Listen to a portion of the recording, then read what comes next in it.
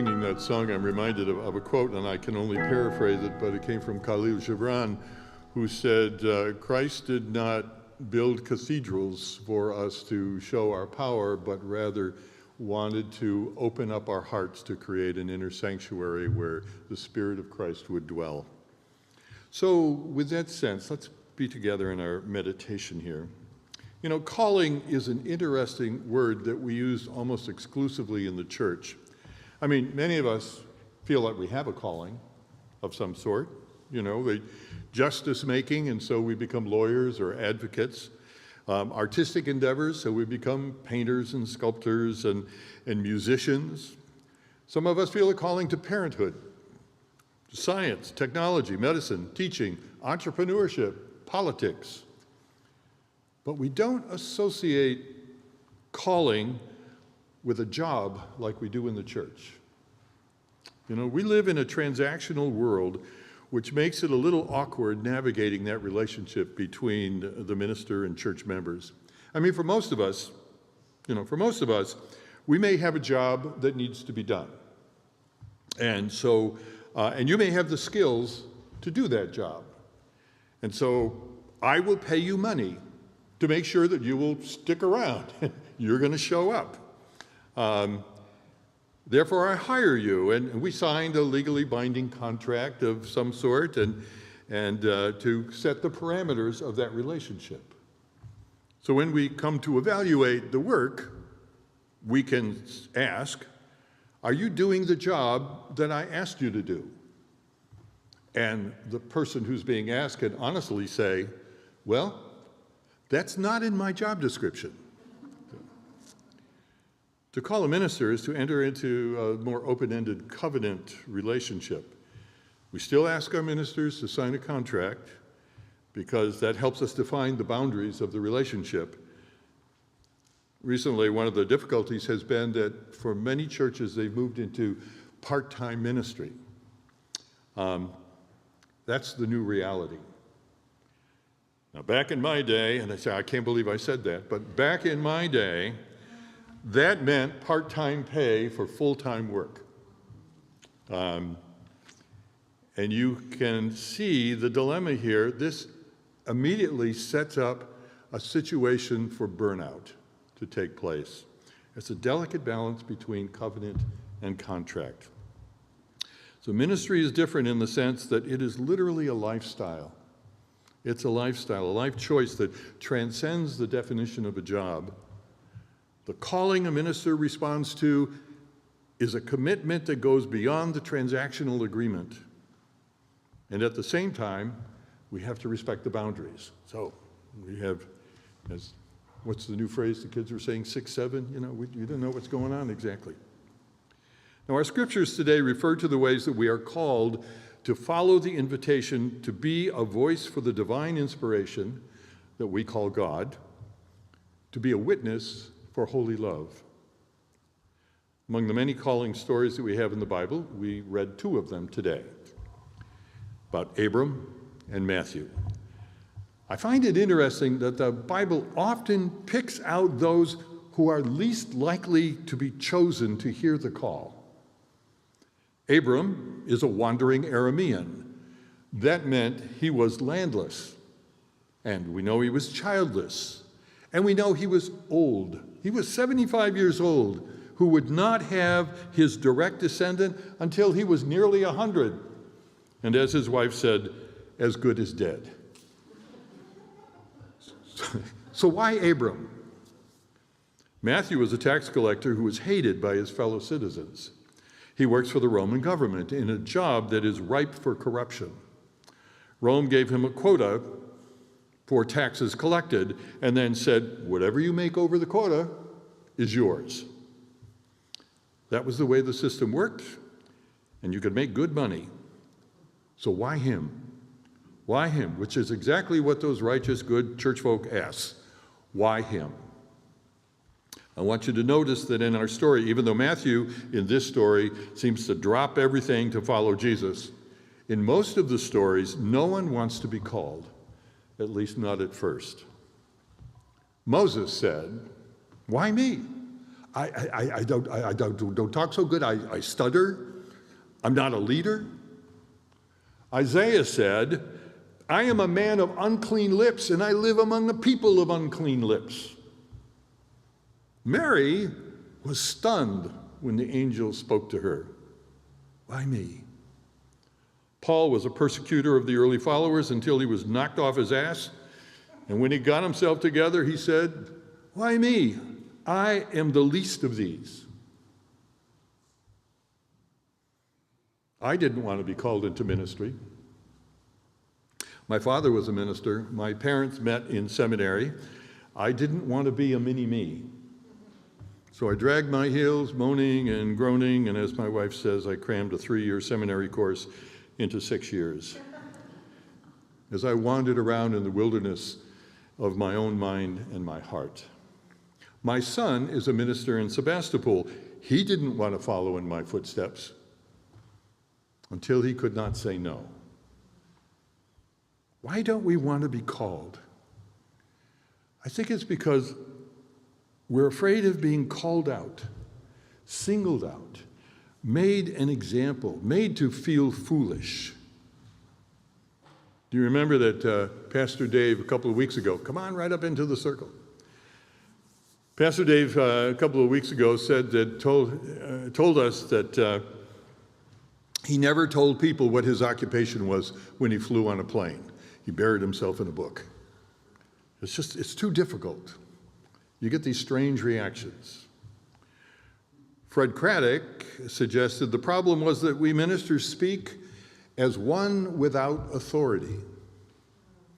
That is, though I purport to speak in the name of God, do you trust me? Do you trust what I say? Well, some of you know me for a while, so maybe you do, but others, I've got to earn that kind of trust.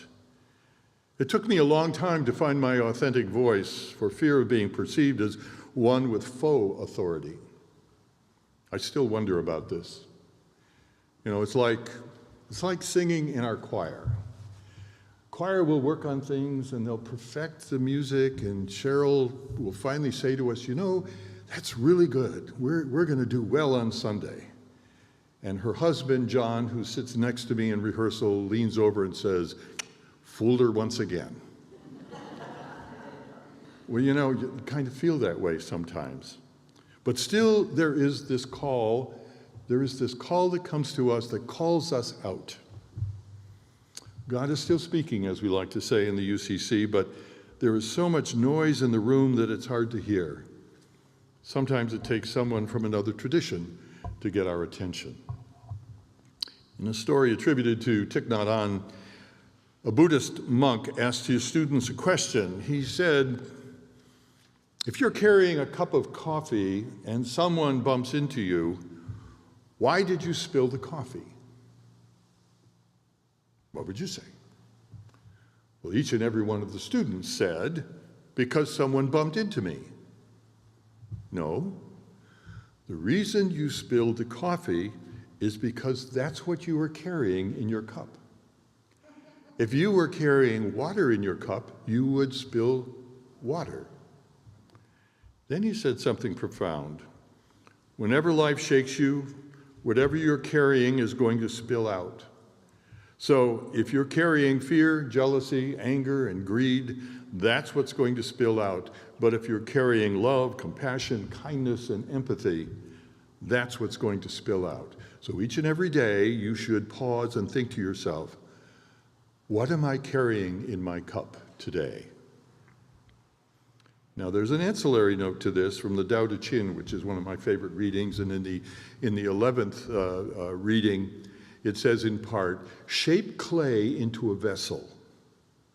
It is the emptiness within that gives it purpose. Our call is to be a vessel of God's love.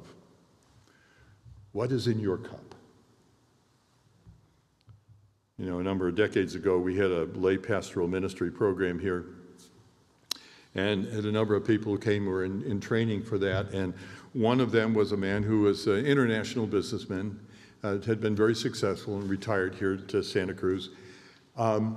And when we asked him, well, what gifts do you have to do this kind of ministry that makes you want to do this? And he said, in a very sort of false, humble way, I don't really have any skills. I want to do this, but I don't know what skills I might have. And so we had to tell him, well, that's not good enough. You can't do this if you don't have anything to give. So I want you to go home and come back next week. You think about this week what gifts you have, what skills you have. So he came back, and we asked him once again, what skills and gifts do you have? And he kind of mumbled through a couple of, platitudes, if you will, simple things. And we said, okay. And we put him in the center of the circle. And we went around the room, and we said, all of you, would you please tell Stan what you think his gifts are to this ministry? And when we had completed the circle, we had filled Stan's cup to overflowing. And finally, he was truly, authentically humbled. What have you been called to do? What have you been called to be? We're all called. What's in your cup? What is in the vessel of your heart? Civil rights leader and legislator John Lewis shared what was in his heart in this reflection that I think reads like a prayer. He said, study the path of others to make your way easier and more abundant. Lean toward the whispers of your own heart, discover the universal truth and follow its dictates. Know that the truth always leads to love and perpetuation of peace. Its products are never bitterness and strife. Clothe yourself in the work of love, in the revolutionary work of nonviolent resistance to evil. Anchor the eternity of love in your own soul and embed this planet with goodness. Release the need to hate, to harbor division, and the enticement of revenge. Release all bitterness. Hold only love, only peace in your heart, knowing that the battle of good to overcome evil is already won. Choose confrontation wisely, but when it's your time, don't be afraid to stand up, and speak out against injustice. And if you follow your truth down the road to peace and the affirmation of love, if you shine like a beacon for all to see, then the poetry of all the great dreamers and philosophers is yours to manifest. In a nation and in a world community and a beloved community that is finally at peace with itself. I read that and I thought, wow, how different this is from the language of our current national leadership. Let's claim power through violence, revenge, and retribution. At its heart, Lewis calls us to live with integrity and courage, to learn from those who have gone before us, to listen for the quiet truth within, and to trust that truth enough to follow it. For truth, when it is truly of God, always leads towards love and peace, and never towards bitterness and strife. And this, I think, is what we're called to do. This is who we are called to be. If we return to the stories of God calling leaders, we do not find God stirring up hate and division and resentment and fear and distrust. We find instead a summons to courageous and compassionate actions, to lives that build what Jesus called the kingdom of God, what later has been termed the beloved community. This is what we've been called to do and what we are called to be. So finally, listen to the prophet Micah. Micah, who was called to speak the truth to the political leadership of his day. And I paraphrase this, but I don't change the intent of the speech. With what shall I come before the Lord? Shall I come with bribes and contributions to my political campaign? Shall I erect golden statues to celebrate myself and fashion golden festooned ballrooms that double as bomb shelters? Shall I other immigrants and gay and transgendered people? Shall I offer the blood sacrifice of the youth of my nation on wars of opportunity that take the blood of tens of thousands of people of a different religion or color? O people, God has shown you what is good. For what does the Lord require of you but to act justly, to love mercy and kindness, and to walk humbly with your God?